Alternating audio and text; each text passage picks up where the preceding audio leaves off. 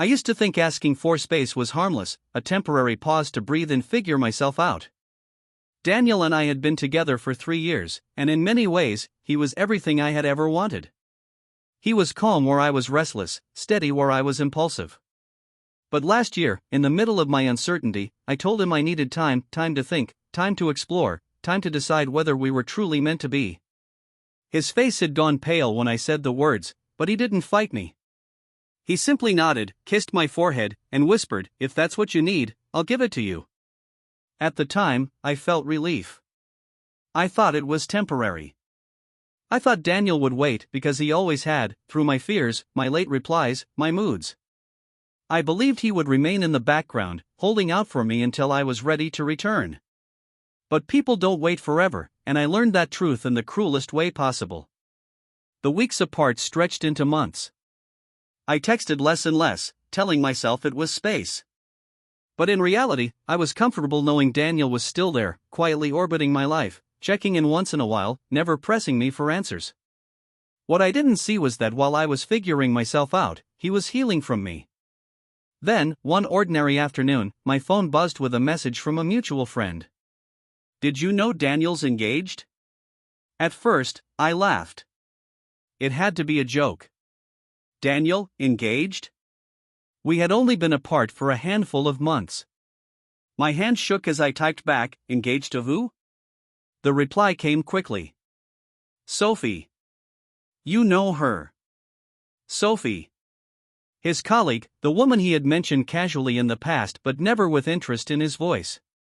My stomach twisted as I opened social media, and there it was, a photo of Daniel holding her hand, her eyes shining with joy, a glittering ring catching the light. His smile was real. Too real. My chest tightened. It felt like betrayal, though I was the one who asked for distance. It felt like punishment, though I was the one who built the walls between us. I wanted to scream, to demand why he hadn't waited, why he hadn't told me he was moving on. But deep inside, I already knew the answer. I had pushed him away, and someone else had opened her arms. The weeks leading to his wedding became a slow torment. Mutual friends sent photos, updates, stories of how happy Daniel looked with Sophie. I wanted to be gracious, to clap politely from afar, but jealousy consumed me. I replayed every memory we had shared, the nights he held me when I cried, the mornings he made coffee just the way I liked, the promises whispered in the dark. And now, all of it belonged to someone else. Still, nothing compared to the day of his wedding. I told myself I wouldn't go. I told myself it would be self-destruction to witness him vow forever to another woman. But against my better judgment, I went. I sat at the back, hidden among distant acquaintances, my heart pounding in my chest. Then the music began. Daniel stood at the altar in a sharp suit, looking every bit the man I had once dreamed of marrying. When Sophie walked down the aisle, his eyes lit up with a love I had never seen directed at me. Not once did he glance at the crowd, not once did he falter. His world had shifted, and I was no longer part of it. When he spoke his vows, I felt the sting of every word. "I promise to choose you, every day, no matter what life throws at us." Those were the words I had once longed to hear from him. Now they belonged to her. I left before the reception, unable to endure the laughter, the dancing, the life I had forfeited. Outside, the evening air was cool, but my skin burned with regret.